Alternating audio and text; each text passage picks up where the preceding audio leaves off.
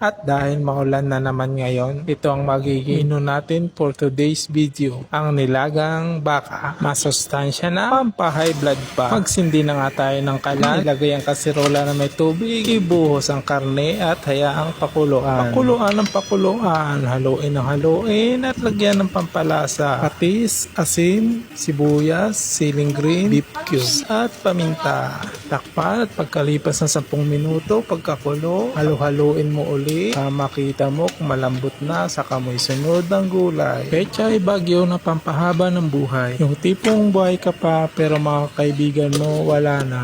Char. Masama yun. Ayan, mukhang luto na, mukhang malambot na. Tikman natin. Ayan, okay na. Ganun lang. Ganun lang kabilis. Pero sa totoo, 1 oras mahigit yan. Sa pagpapalambot pa lang ng karne, ubos na oras mo, pati gas. At dahil luto na nga siya, muusok-usok pa, magkwentuhan muna tayo habang naka-slow mo. Alam mo bang aprobado na ang wage increase sa Calabarzon? 33 hanggang 50 pesos ang aprobahan. Di mo alam yan, no? Hindi ka kasi nanonood ng balita, puro ka cellphone. Kaya kaway-kaway dyan sa mga taga Cavite, Laguna, Batangas, Rizal, Quezon, Requenemen. At alam mo rin bang nasa 57.2 million ang populasyon ng mga lalaki sa buong Pilipinas? At 56.8 million din ng mga babae. Halos magkapantay lang. Pero bakit tula ka pa rin jowa? Kasi naman yung iba dyan, doble-doble. Hindi na nakontento sa isa. Char. Tama ng kwento, balik tayo sa ating ulam. Tirahin na natin to. Hinay-hinay lang tayo sa pagkain ng karne. Bawi tayo sa gulay, sa katasabaw. Alalahanin mo, ang presyon mo tumataas. Di bali bukas, sardinas naman ang ulamin natin sa gulay, sa kainihaw na tuyo. Ganyan lang naman ang buhay, bawi-bawi lang. Kung gusto mo mabuhay na matagal, kumain ka ng gulay. Kung gusto mo mabuhay na maiksi, huwag ka kumain ng gulay. Pero alalahanin mo, may pamilya ka. May pamilya kang umaasa sa'yo. May pangarap ka para sa iyong pamilya. Kaya laban lang. Mahirap man ang buhay. Ganyan talaga. Ngayon nasa ilalim ka. Bukas makalawa. Malamang nasa ilalim ka pa rin. Makatlong araw, nasa itaas ka na. Kung napapagod ka na, magpahinga ka lang. Pero huwag kang susuko. Dahil ang sumusuko, hindi nagwawagi. At ang hindi nagwawagi, ay hindi sumusuka. Ayan, napunta na tayo sa suka. Tama na nga yan, kumain na tayo. Kumuha ka na ng bahaw mo dyan. Pre, mare, tirahin na natin to habang mainit-init pa ang sabaw. Yun lang, follow for more.